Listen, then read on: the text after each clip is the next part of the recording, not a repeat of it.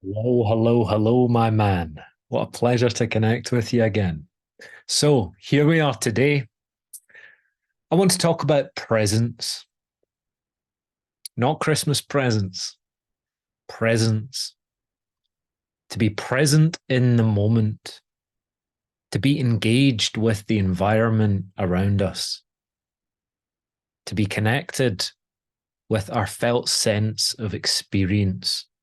You see, this modern age has us living up here between the ears. That analytical mind, that intellectual thinker, constantly analyzing and assessing and judging and critiquing and nah, nah, nah, nah, nah. It's no wonder people are so anxious because they've brought all their attention and their awareness into this little mind of theirs. That in itself is a very limited place to exist from. The archetype of the geek or the professor comes to mind, the big brain, the big head, and the frail body. Just vulnerable to life, truly vulnerable to life because they have not cultivated deep presence in the world. We must engage with our environment and we must claim the space around us. This is something that it's taken me a long time to grasp. Well, a long time, many years, the majority of my life to even recognize. But then the last couple of years to really cultivate and come into. Prior to this, I grew up apologizing for taking up space. Never really considered it. Don't want to be selfish. We hear, oh, no manspreading, no putting your legs out too wide, all this type of stuff. Selfish to be greedy, don't take up people's time and space and energy, don't disturb people, don't stand out, don't rock the boat. Absolute limitation on my life. And as a result, the energy is withdrawn, it's introverted. And that whole idea of extrovert, introvert, malarkey, more labels, more limitations, more identities to hold to justify your position. What if you were much more than that? What if you were a human being capable of connecting with others as a tribal social being and also capable of reflecting and thinking and pondering and being alone and being internal and exploring those worlds? That's the full spectrum of life, my friend. We need both. We need access to both. We should seek, in my opinion, we should look for weaknesses in our own personal being and self, looking for them so that we can finally address them. So for me personally, coming into the world to say, hello, I'm Lewis McDonald and I'm here. I'm in the room now. Power of presence is a wonderful thing. And as a man, your male masculine presence is everything. It's everything. It brings in a level of confidence as well as a level of trust that make others feel safe and garners others' respect as a result. If we think of women in this world, why do they wear such colorful, fancy outfits and dresses? And they're always changing them all of the time. And they're always changing their hairstyles and their makeup and their colorful lips and all kinds of stuff. Why is that? In the same way a flower would be so brightly colored and blooming in its peak of summertime. They want to be seen. I believe that all women, the secret in their heart is, does he see me? Does he love me? Does he want me? Am I beautiful? They want to be seen by the man that they desire. They want to be seen. So if you're a married man or you're in a relationship, this is another thing.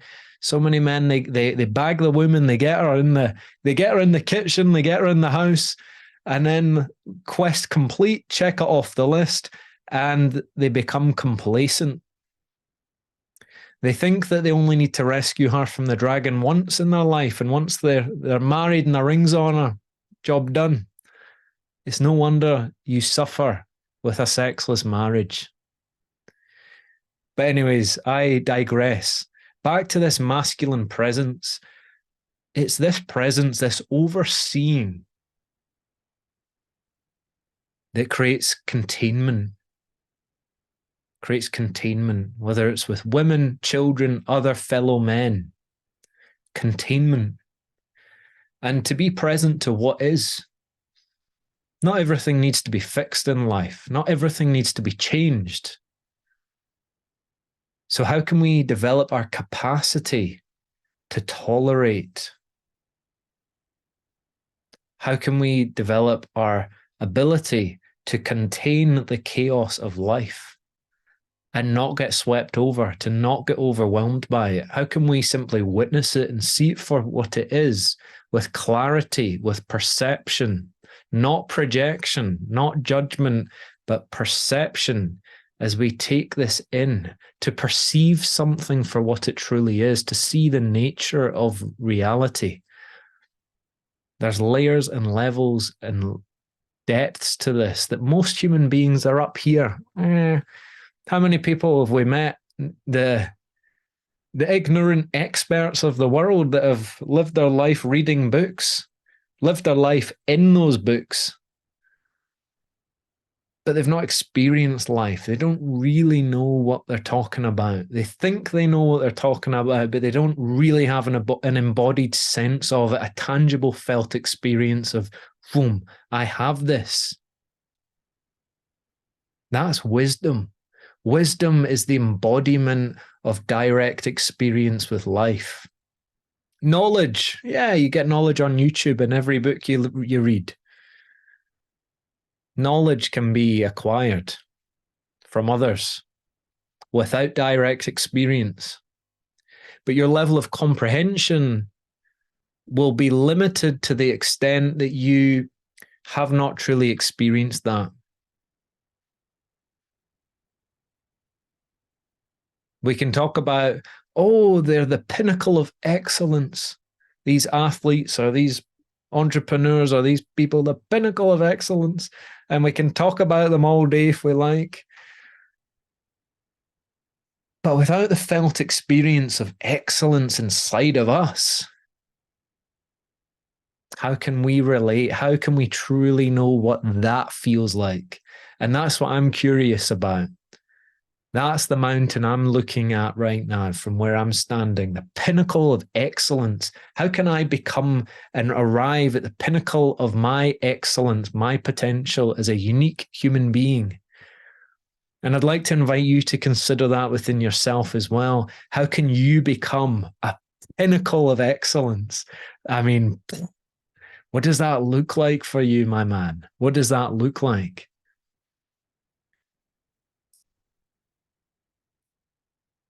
But yes, the power of presence, to be here in this moment,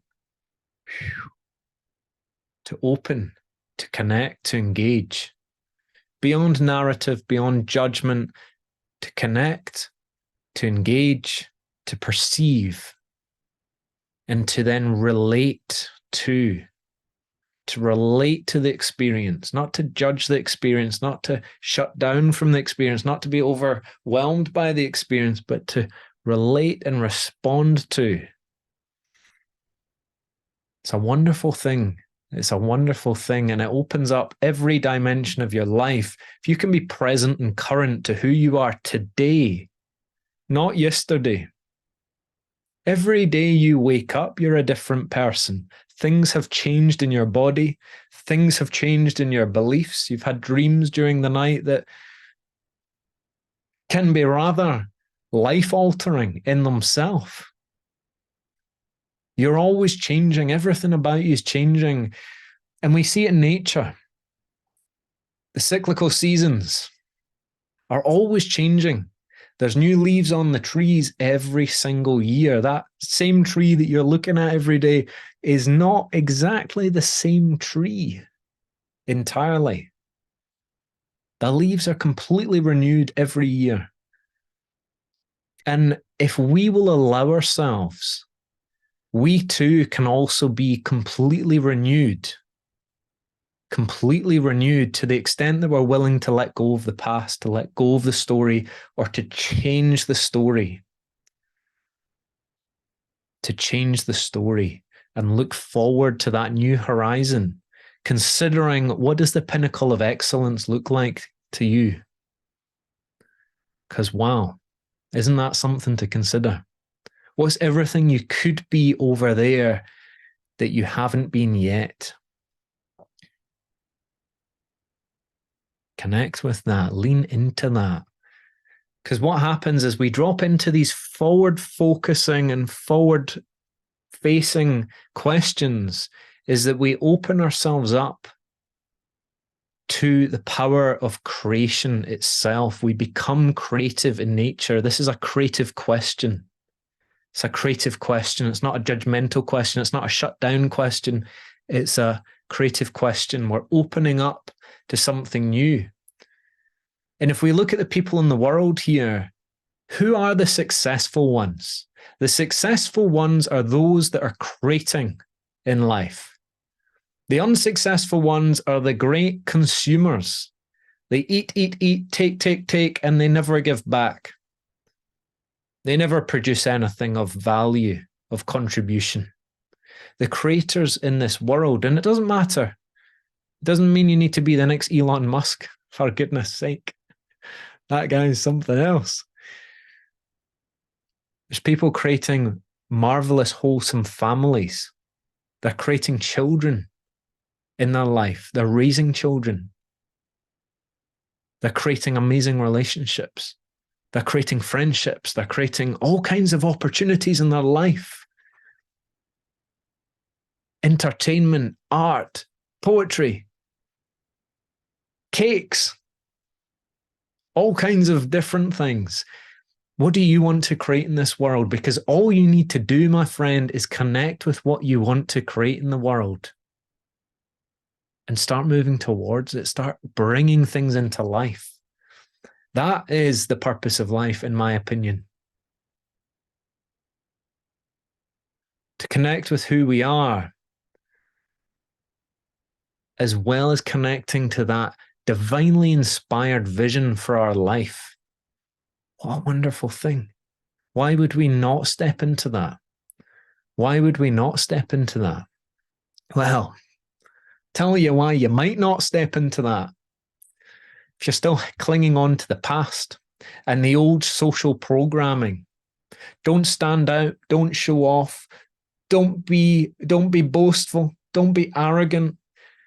What if you're just naturally great at what you do? What if you're just remarkable in your skill and it's not showing off and it's not boastful and it's not arrogant? What if you're just genuinely great and that's the fact of life and you know it and everyone else knows it, but you're denying it in yourself, you're holding yourself back?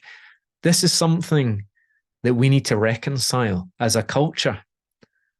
Certainly in this Western world, certainly in Great Britain, Scotland, England. Goodness me. So modest. We're still in the Victorian era here. Yes, we might have lost the corsets and everything like this, but mentally, psychologically, the corset is still tight. Humans are restricted, retracted, and fearful about giving their opinions, fearful about being direct with what they need and what they want in their life. And they hide behind and masquerade their way through life with this mask on, with this veneer of perfection, of I'm everybody's friend. Please like me. Hopefully I can fit in. You're still trying to fit in psychologically to your friends in school. That same psychological pattern is running through it. Institutionalized, they call it. Yes, we might leave the classroom, but do we leave the impressions that that classroom left on our mind?